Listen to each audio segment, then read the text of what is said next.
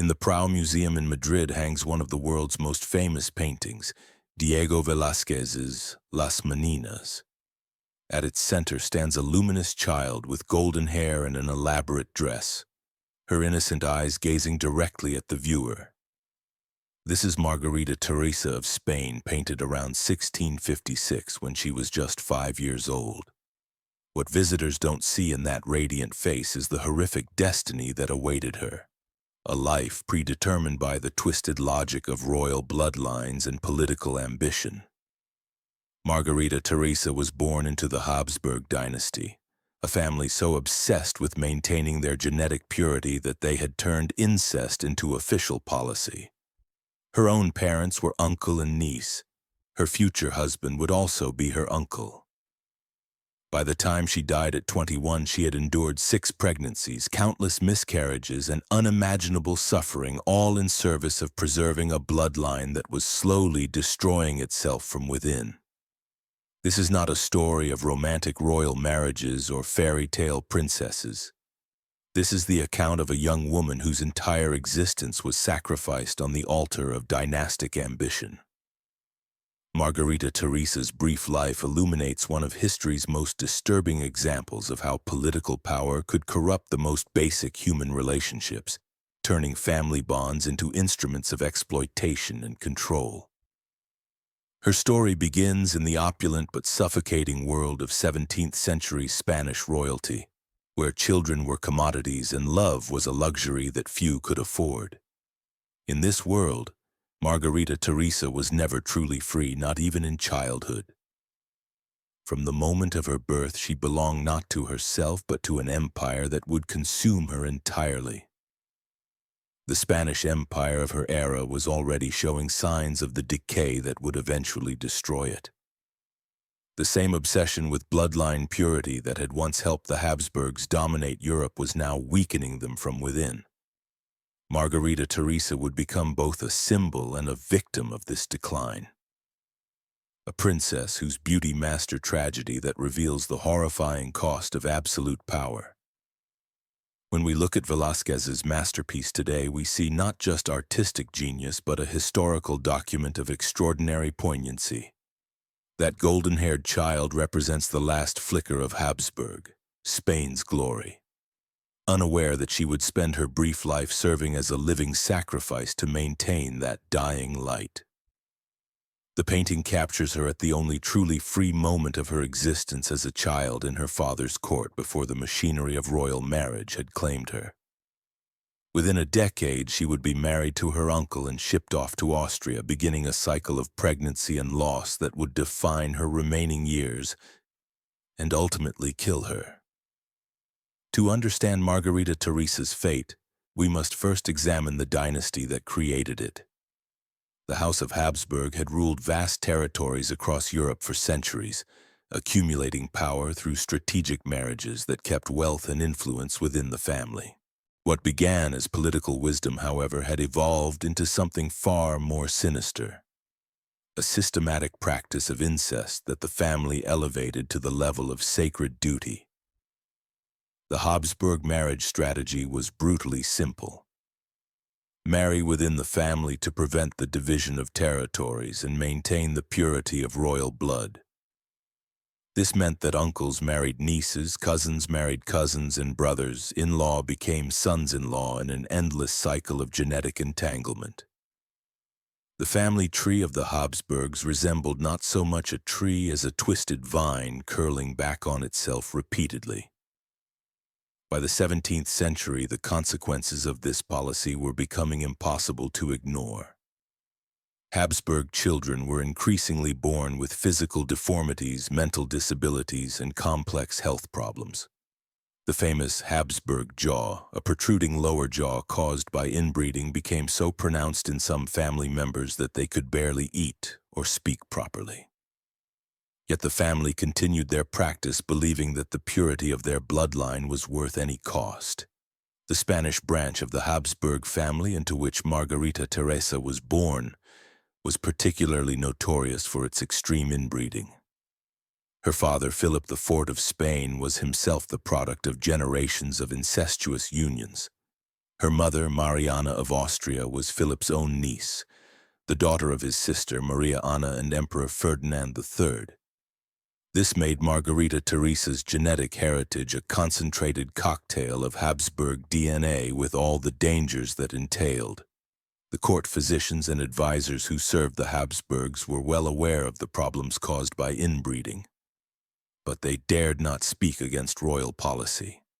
Instead, they created elaborate justifications for why royal blood must remain pure and why foreign marriages would somehow contaminate the divine nature of Habsburg rule. These arguments were not based on any scientific understanding, but on a toxic mixture of superstition, xenophobia, and political convenience. The reality was that the Habsburg obsession with bloodline purity had created a dynasty of invalids and weaklings who struggled to fulfill even the basic duties of rulership. Yet they continued to arrange marriages between close relatives, convincing themselves that each new generation would somehow escape the genetic curse that they themselves had created. Margarita Teresa was born into this world of willful blindness and systematic self-destruction. What made her situation particularly tragic was that by the time of her birth in 1651, alternative marriage strategies were becoming more common among other European royal families. The French Bourbons and the English Stuarts had begun to seek marriages with more distant relatives or even foreign nobility, recognizing that political alliances could be maintained without the genetic costs of extreme inbreeding. The Habsburgs, however, remained committed to their catastrophic policy, condemning another generation to suffer for their stubborn adherence to a destructive tradition. Margarita Teresa was born on July 12, 1651 in the Royal Alcazar of Madrid, a sprawling palace complex that served as the seat of Spanish power.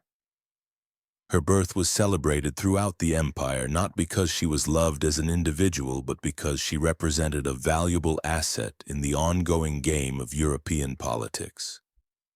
From her first breath, she was not Margarita Teresa the person, but Margarita Teresa, the potential marriage alliance. Her father, Philip IV, was 51 years old when she was born.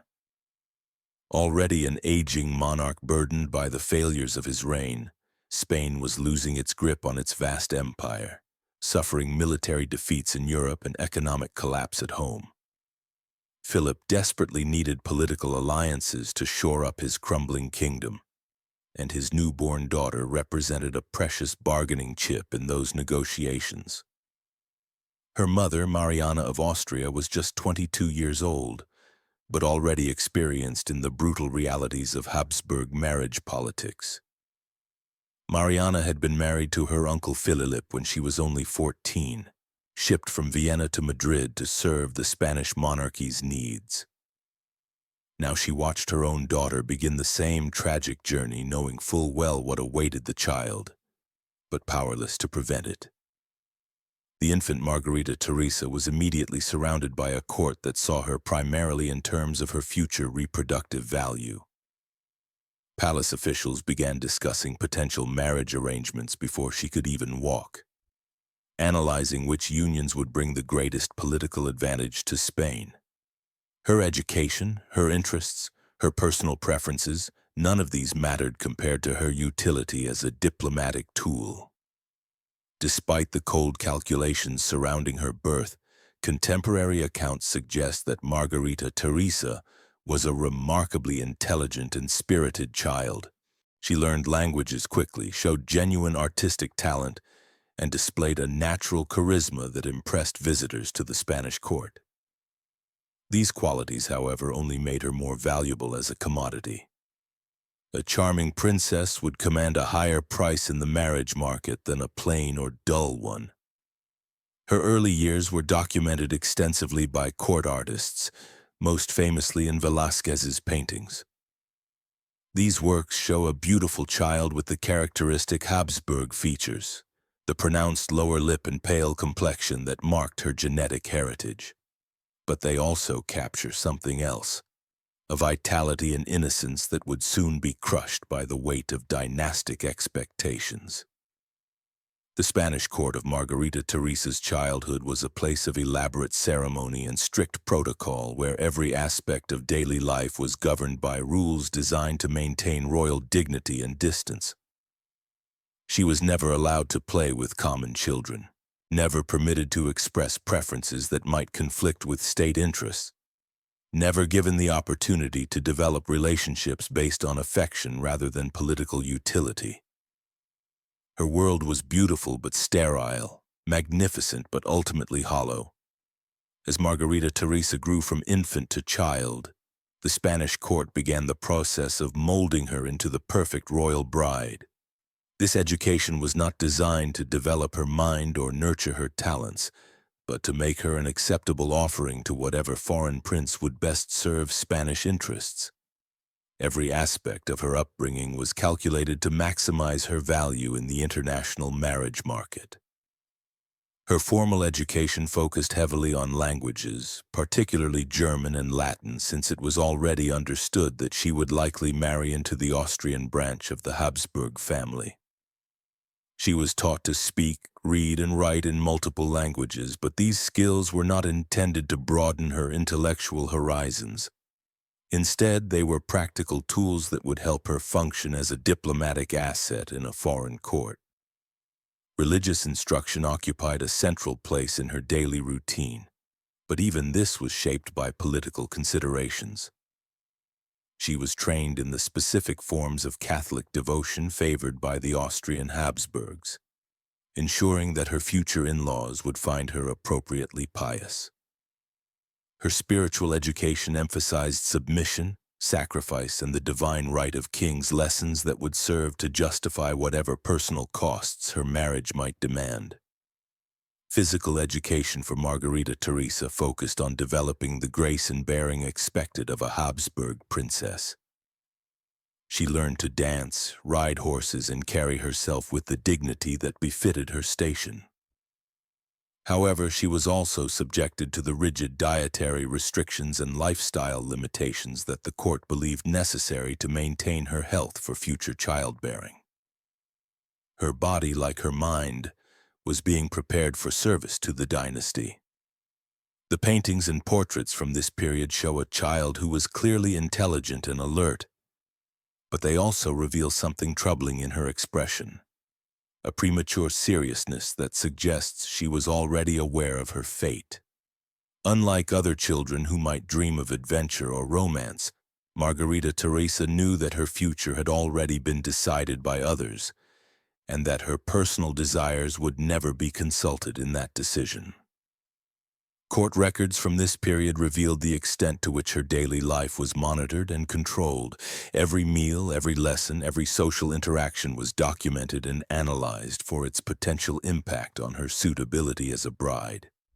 She was not permitted to form close friendships with anyone who might influence her against her predetermined destiny.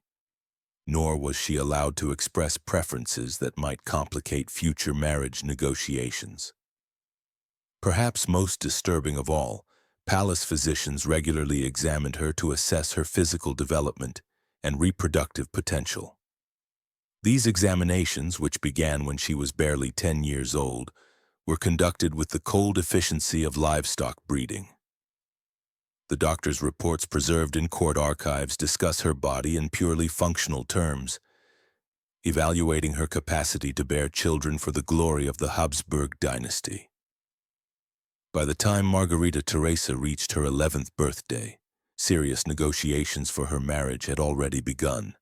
The Spanish court had identified their preferred candidate, Leopold I, Holy Roman Emperor and head of the Austrian branch of the Habsburg family.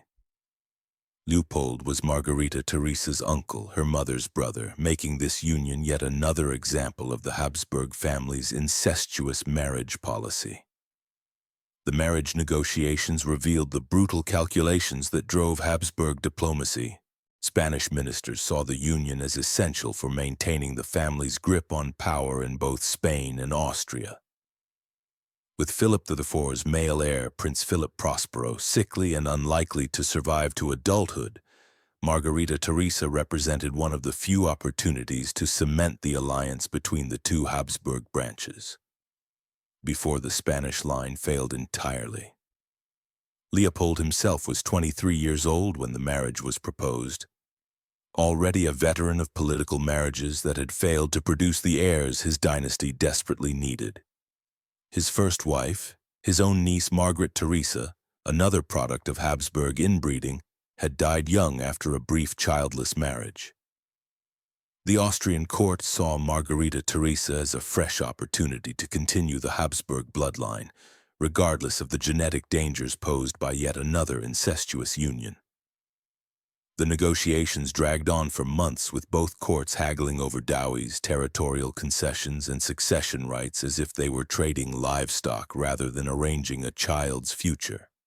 Spanish diplomats emphasized Margarita Teresa's beauty, intelligence, and potential fertility, while Austrian representatives demanded guarantees about her health and breeding capacity.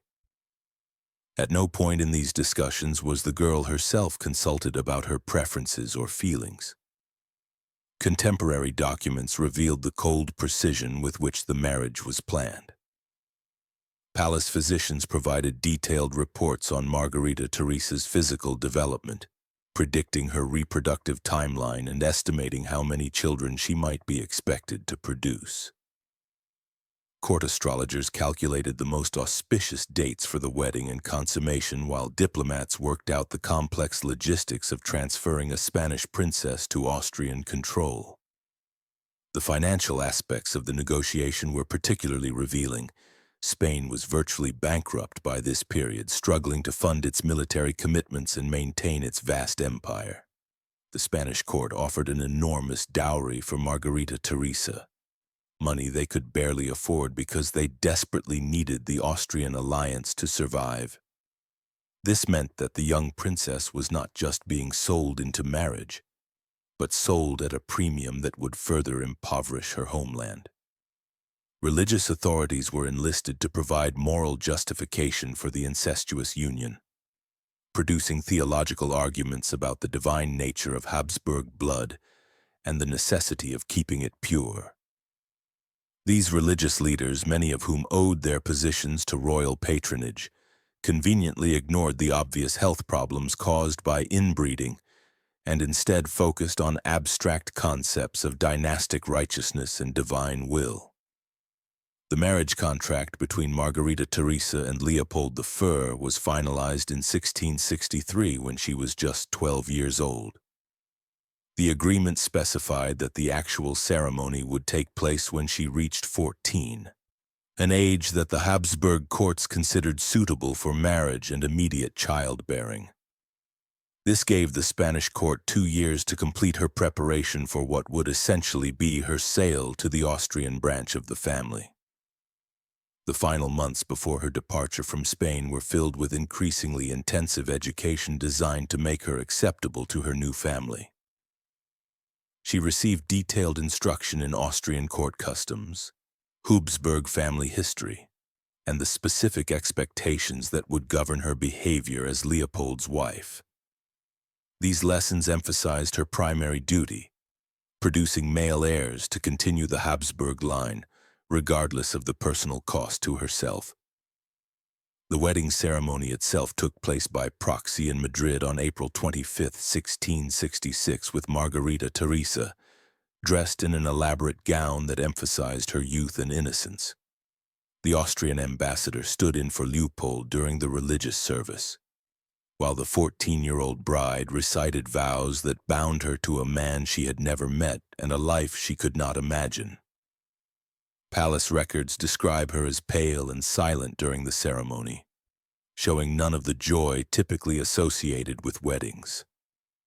Immediately after the proxy wedding, Margarita Teresa began the long journey from Madrid to Vienna, traveling with a massive entourage that included Spanish nobles, servants, and guards who would ensure her safe delivery to her new husband. The journey took several months, during which she was displayed to curious crowds in various European cities as living proof of the alliance between the Spanish and Austrian Habsburgs. Contemporary accounts of the journey describe a young woman who appeared increasingly withdrawn and anxious as she approached her destination. Foreign diplomats who met her during various stops noted her intelligence and beauty, but also remarked on her obvious apprehension about her future. She had been raised to understand her duty, but no amount of preparation could fully prepare a 14-year-old for the reality of marriage to a stranger in a foreign land. Her arrival in Vienna on December 5, 1666, was marked by elaborate celebrations designed to demonstrate the importance of the Habsburg alliance. The Austrian court spared no expense in welcoming their new empress, organizing festivals, parades, and religious ceremonies that lasted for weeks. However, these public displays of joy could not mask the private reality. A frightened teenager was being delivered to fulfill obligations she barely understood. The actual wedding ceremony took place on December 12, 1666, in St. Stephen's Cathedral in Vienna. Leopold, now 26 years old and 12 years older than his bride, was described by witnesses as kind but distant during the ceremony. Margarita Teresa, wearing another elaborate gown that seemed to dwarf her small frame, went through the motions of the service with the mechanical precision of someone who had been thoroughly trained for this moment, but took no joy in it. Margarita Teresa's married life began immediately after the wedding ceremony, with the expectation that she would quickly become pregnant and begin producing the heirs that both Habsburg branches desperately needed. The Austrian court made no allowances for her youth or the traumatic nature of her situation. She was now an empress, and that title came with reproductive obligations that could not be delayed or avoided. Leopold himself appears to have been a relatively decent man by the standards of his time, but he was also a product of the Habsburg system that viewed marriage primarily as a political and reproductive arrangement. While he treated Margarita Teresa with formal courtesy and even developed what might be described as affection for her, he never questioned the fundamental assumption that her primary value lay in her ability to bear children for the dynasty. The young empress was immediately placed under the supervision of Austrian court ladies whose job was to monitor her health, regulate her diet, and ensure that she fulfilled her reproductive duties as efficiently as possible. These women, many of whom were themselves products of arranged marriages within the Habsburg system, showed little sympathy for Margarita Teresa's obvious distress and homesickness. Palace physicians began examining her monthly to track her menstrual cycle and determine when she might conceive. These examinations, conducted with the clinical detachment of veterinary inspections, were documented in court records that discussed her body in purely functional terms. The doctors' reports focused entirely on her reproductive potential, treating her emotional and psychological well-being as irrelevant to their assessments. Margarita Teresa's first pregnancy was announced in early 1667, less than 3 months after her wedding. The court celebrated this news as proof that the marriage alliance was already bearing fruit, but the young empress herself appears to have been terrified by the prospect of childbirth at age 15. Court records from this period describe her as increasingly anxious and withdrawn, struggling to adapt to her new role while dealing with the physical and emotional challenges of pregnancy. The Austrian court's treatment of pregnant empresses was particularly harsh, based on the belief that strict discipline and constant monitoring were necessary to ensure healthy births. Margarita Teresa was subjected to a rigid routine that controlled every aspect of her daily life, from her diet and exercise to her social interactions and entertainment. She was essentially imprisoned within the palace, allowed no independence or personal freedom that might interfere with her reproductive function. Her isolation was made worse by the language and cultural barriers that separated her from most of the Austrian court. While she had learned German during her childhood education, the rapid pace and informal dialects of court conversation often left her confused and excluded from social interactions. She found herself increasingly dependent on the Spanish retainers who had accompanied her from Madrid, creating a small enclave of familiar faces within an otherwise alien environment. Margarita Teresa's first pregnancy ended in tragedy in late 1667 when she miscarried after 7 months. The loss devastated her both physically and emotionally, but the court's response focused entirely on when she might become pregnant again rather than on her recovery and well-being.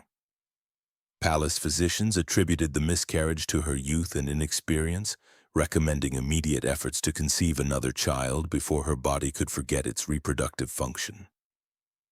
The pattern that would define the rest of her short life was established with brutal clarity. Pregnancy, loss, brief recovery, and immediate pressure to conceive again. The Austrian court treated each pregnancy as a state enterprise with teams of doctors, midwives, and court officials, monitoring every aspect of her condition. When pregnancies ended in miscarriage or infant death, the response was never sympathy or concern for her suffering, but calculation about how quickly the process could begin again. Her second pregnancy, beginning in early 1668, was marked by even more intensive medical supervision. Physicians, desperate to avoid another miscarriage, subjected her to treatments that were often more harmful than helpful. She was subjected to bloodletting, forced to consume various herbal concoctions, and required to remain in bed for extended periods, all based on medieval medical theories that had no scientific basis. This pregnancy also ended in loss, with Margarita Teresa delivering a stillborn daughter in November 1668. The emotional toll of this second tragedy was evident to everyone in the court, but her grief was treated as a temporary inconvenience rather than a legitimate human response to devastating loss. Court records from this period describe her as increasingly melancholy and withdrawn. But these observations were accompanied by concerns about how her emotional state might affect future pregnancies rather than by any desire to address her suffering. The pressure to conceive again intensified after the second miscarriage, as both the Austrian and Spanish courts began to worry that their investment in the marriage might not produce the desired returns. Letters between Vienna and Madrid during this period reveal growing anxiety about Margarita Teresa's reproductive capacity and the possibility that the Habsburg alliance might fail to produce the next generation of rulers. Her third pregnancy began in 1669, and this time she successfully carried to term, giving birth to a daughter, Archduchess Maria Antonia, in January 1670. The court celebrated this birth as vindication of their marriage strategy, but the joy was short-lived.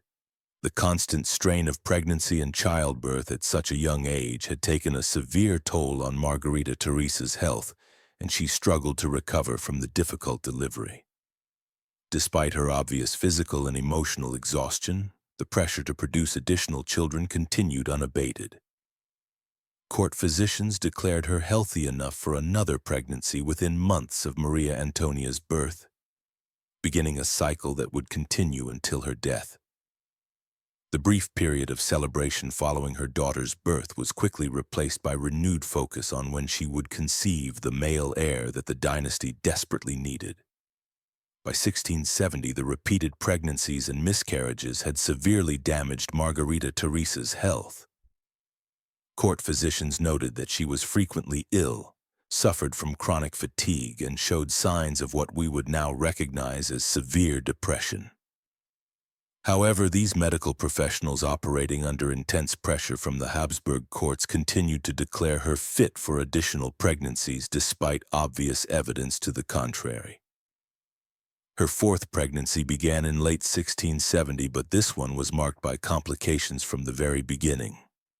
She suffered from severe morning sickness, persistent bleeding, and episodes of fainting that terrified even the court doctors who had previously dismissed her health concerns. However, the political pressure to produce more heirs was so intense that medical treatment focused on maintaining the pregnancy rather than protecting her overall health. The psychological toll of her situation had become impossible to ignore by this point. Spanish diplomats reported that Margarita Teresa had become withdrawn and fearful, spending long periods in her private chambers and showing little interest in court activities. She reportedly expressed longing for her childhood home in Spain, and seemed to understand that she was unlikely to survive much longer under the current circumstances. Her relationship with Leopold during this period appears to have been complicated by guilt and frustration on both sides. While he genuinely cared for her, he was also under enormous pressure from his advisors and the broader Habsburg system to continue pursuing additional heirs. Palace records suggest that he was increasingly torn between his personal feelings for his young wife and his dynastic obligations as Holy Roman Emperor. The fourth pregnancy ended in another devastating miscarriage in mid-671, leaving Margarita Teresa physically and emotionally shattered. Court physicians reported that she had difficulty recovering from this loss, showing signs of what they described as melancholic disposition and weakness of spirit. Modern medical experts examining these historical records have suggested that she was likely suffering from severe depression and possibly post-traumatic stress disorder. Despite her obviously deteriorated condition, the pressure for additional pregnancies continued. The Spanish succession crisis was intensifying as it became clear that King Charles II, Margarita Teresa's half-brother, was unlikely to produce heirs. This made her potential sons even more valuable to the Habsburg cause, creating additional pressure for her to continue bearing children regardless of the cost to her health. Her fifth pregnancy began in early 1672, but by this point her body was clearly failing under the strain. Court records describe her as increasingly frail and prone to illness, suffering from chronic pain and episodes of bleeding that alarmed even the most callous court physicians. However, the political machinery of the Habsburg system had gained too much momentum to stop, and the pregnancy continued despite growing concerns about her survival. Margarita Teresa's fifth pregnancy proved to be her last. Throughout 1672, her health continued to deteriorate as court physicians struggled to maintain both her life and the pregnancy that was slowly killing her. Palace records from this period describe a young woman who was clearly dying, yet still subjected to medical treatments designed to maximize the chances of producing a living heir rather than saving her life. The pregnancy was plagued by complications from the beginning, with persistent bleeding, severe pain, and signs of infection that the court doctors were unable to address effectively. By the fall of 1672, it was clear to everyone in the court that both mother and child were in grave danger. But the political pressure to continue the pregnancy remained overwhelming. The Habsburg system had invested too much in this union to accept defeat. Even at the cost of Margarita Teresa's life, Leopold himself appears to have been genuinely distressed by his wife's condition during these final months. Contemporary accounts describe him as increasingly anxious and withdrawn, spending long hours at her bedside and consulting with physicians about possible treatments. However, he was ultimately powerless to override the system that had brought them together, and his personal feelings could not compete with the dynastic pressures that demanded continued attempts at producing heirs. On March 12, 1673, Margarita Teresa went into premature labor after months of declining health. The delivery was catastrophic, with both mother and child dying in the process. She was just 21 years old, and the stillborn infant in her womb represented the final tragedy of a life spent entirely in service to Habsburg ambitions. Palace records describe the scene as horrific, with the young empress dying in agony, while court officials worried more about the political implications of her death than about the human tragedy unfolding before them. The immediate aftermath of her death revealed the cold calculations that had driven her entire existence. Rather than mourning the loss of a young woman who had sacrificed everything for the dynasty, Court officials immediately began discussing Leopold's need for a new wife who could continue the reproductive work that Margarita Teresa had been unable to complete. Her body was barely cold before marriage negotiations began for Leopold's next union. The Spanish court's reaction to news of her death was similarly callous. Instead of grieving for a daughter who had been sold into reproductive slavery at age 14, Spanish officials focused on the failure of the marriage alliance and the need to find alternative strategies for maintaining Habsburg power. The girl who had been celebrated as the empire's greatest treasure was quickly forgotten when she could no longer serve its needs. Her funeral in Vienna was elaborate and expensive, designed to demonstrate the continuing power and prestige of the Habsburg dynasty, rather than to honor the individual woman who had died in its service. The ceremonies lasted for weeks and cost enormous sums of money, but they represented a final act of exploitation, using even her death as a propaganda tool for the system that had destroyed her. Margarita Teresa's death marked a turning point in the decline of the Habsburg dynasty. Though the connection was not immediately apparent to contemporary observers, her failure to produce male heirs contributed to the succession crisis that would eventually destroy Spanish Habsburg power, while her daughter Maria Antonia would inherit the genetic problems that plagued the entire family line. The Spanish Empire's collapse accelerated dramatically in the years following Margarita Teresa's death. Without the Austrian alliance that her marriage was supposed to cement, Spain found itself increasingly isolated in European politics. The War of Spanish Succession, which began in 1701, was directly linked to the dynastic failures that her death represented. As European powers fought over the inheritance of a monarchy that had been weakened by generations of inbreeding, Leopold's subsequent marriages revealed the futility of the Habsburg reproductive strategy. Despite marrying 2 more times and fathering additional children, the genetic damage caused by centuries of inbreeding continued to plague the family. His sons suffered from the same health problems that had killed previous Habsburg heirs, and the Austrian line itself would eventually fail due to the accumulated genetic burden of their incestuous marriage policy. Maria Antonia, Margarita Teresa's only surviving child, became another victim of the Habsburg system. Married off at age 15 to Maximilian II, Emmanuel of Bavaria, she died young after a series of difficult pregnancies, perpetuating the cycle of suffering that had claimed her mother. Her own children inherited the genetic problems of the Habsburg line, contributing to the eventual extinction of the Spanish branch of the family. The medical consequences of Habsburg inbreeding became increasingly apparent in the generations following Margarita Teresa's death. Charles II of Spain, her half-brother, was so severely disabled by genetic problems that he could barely function as a ruler. His inability to produce heirs led directly to the War of Spanish Succession and the end of Habsburg rule in Spain. Modern genetic analysis of Habsburg remains has confirmed that their inbreeding had created a genetic disaster that made the dynasty's collapse inevitable. The cultural impact of Margarita Teresa's story extended far beyond the immediate political consequences.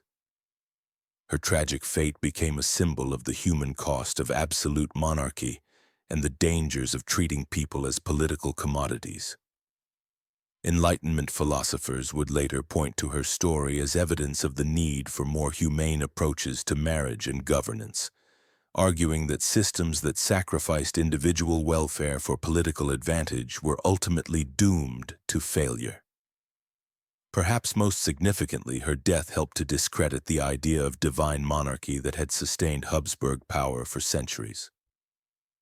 The obvious failures of the inbreeding policy made it increasingly difficult to argue that royal blood was inherently superior or that God favored the Habsburg line.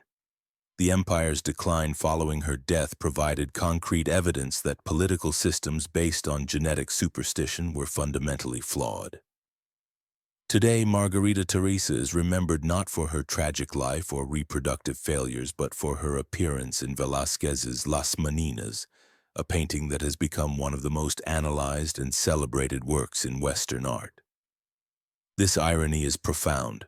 The girl who was valued only for her biological function is now immortalized as a work of aesthetic beauty, divorced from the horrible realities of her actual existence.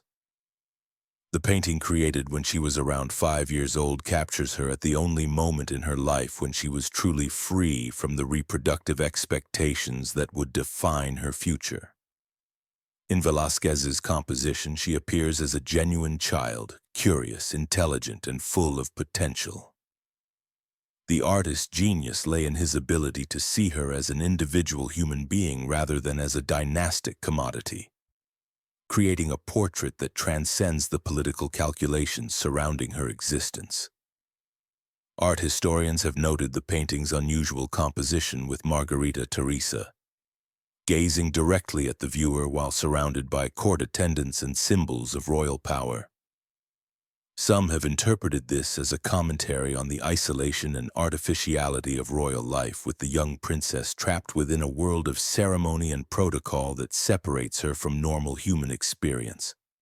The painting becomes, in this reading, a subtle critique of the system that would eventually destroy her. The contrast between the luminous child in the painting and the tragic woman she became highlights the fundamental cruelty of the Habsburg system. Velázquez captured her natural intelligence and spirit, qualities that should have been nurtured and celebrated but were instead subordinated to reproductive function.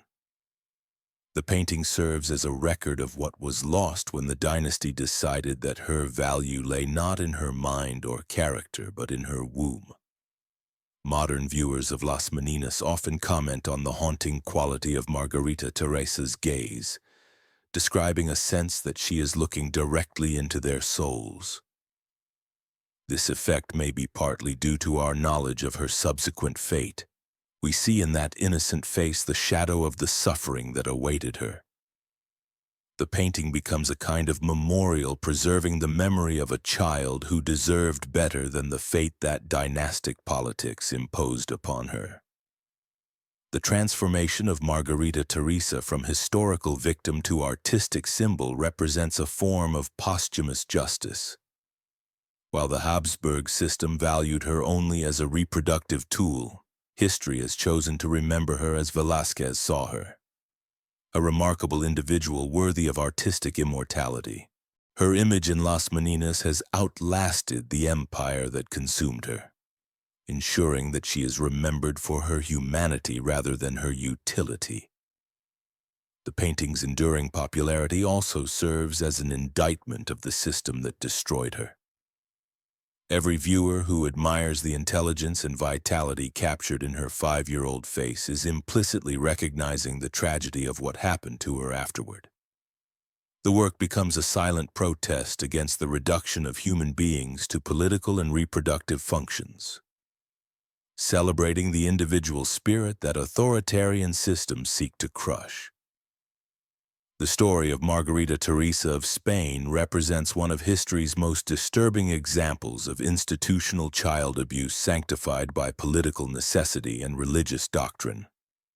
Her brief life illuminates the horrific cost of systems that treat human beings as commodities and sacrifice individual welfare for abstract concepts of dynastic purity and political advantage. The Habsburg Empire that consumed her was ultimately destroyed by the very policies that had created her tragedy. The obsession with bloodline purity that led to her incestuous marriage also produced the genetic disasters that made the dynasty's collapse inevitable. Charles II's inability to rule effectively or produce heirs led directly to the War of Spanish Succession and the end of Habsburg rule in Spain, proving that the system's cruelty was matched only by its ultimate futility. Her legacy forces us to confront uncomfortable questions about power, consent, and the vulnerability of children in systems designed to serve adult ambitions. Margarita Teresa had no voice in the decisions that shaped her life, no opportunity to refuse the marriage that killed her, and no protection from the reproductive demands that destroyed her health. She was in every meaningful sense a victim of institutionalized sexual abuse that was legitimized by law, religion, and tradition. The transformation of her story from historical fact to artistic symbol offers some measure of redemption for her suffering.